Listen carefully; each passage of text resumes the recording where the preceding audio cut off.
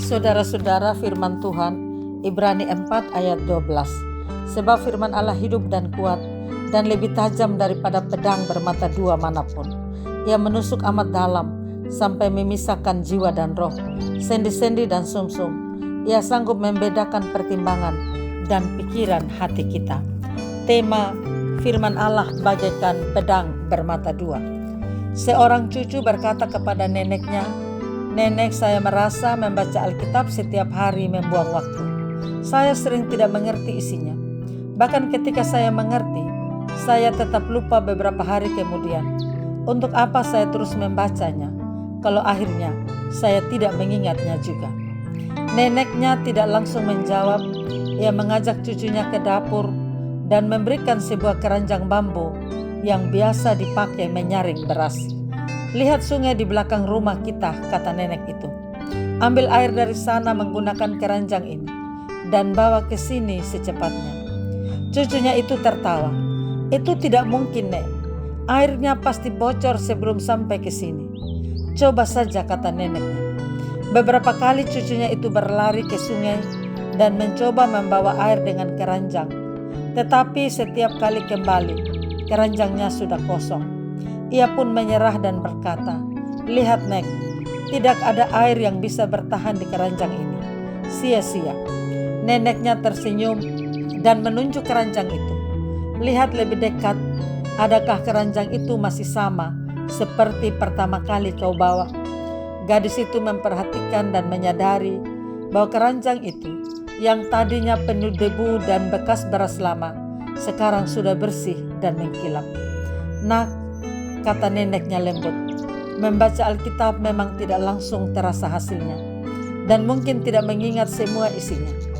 Tapi setiap kali kamu membacanya, jiwamu dibersihkan, diperbarui, dan dikuatkan.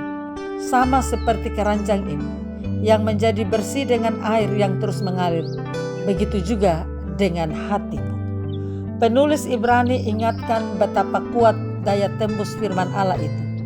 Firman Allah menembus begitu dalam sehingga memisahkan antara jiwa dan roh.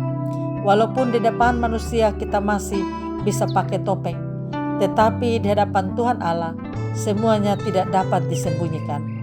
Allah melihat kita sebagaimana adanya karena Dia mengenal siapa sesungguhnya kita dan bagaimana kehidupan kita sehari-hari.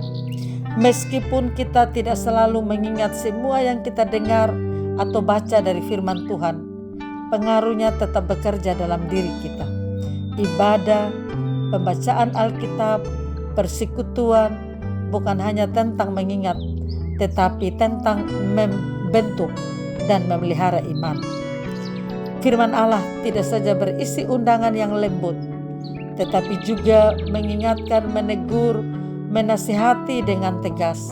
Karena itu penulis Ibrani ingatkan respon yang benar terhadap undangan Injil dari Allah. Kita perlu menyadari bahwa menunda keputusan untuk mengikut Yesus atau mengurangi ketaatan kepada Tuhan berarti menutup kesempatan hidup bersama Dia.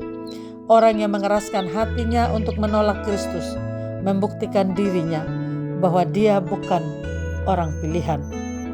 Firman Tuhan datang kepada kita. Karena itu bacalah firman Tuhan setiap hari, menjadi pelita di jalan hidup. Kita senantiasa dibersihkan dan dikuduskan, dan hidup kita menjadi berkenan di hadapan Tuhan. Firman Allah hidup dan kuat. Firman Allah terus bersuara kepada kita sekalian. Amin. Mari berdoa. Ya Tuhan, ya Allah kami dalam Yesus Kristus, kami bersyukur untuk firman Tuhan yang membuka hati dan pikiran kami. Ya Tuhan, ajar kami agar mampu berjuang hidup taat dan setia pada firman-Mu, sehingga ketika hidup kami menjalani apa kata firman Tuhan, kami makin bertumbuh, berakar, dan berbuah di dalam Tuhan, menjadi orang-orang yang melakukan kehendak Tuhan. Amin. Salam buat kita sekalian. Tuhan Yesus memberkati. Saya Pendeta Yuliana A. Ambo.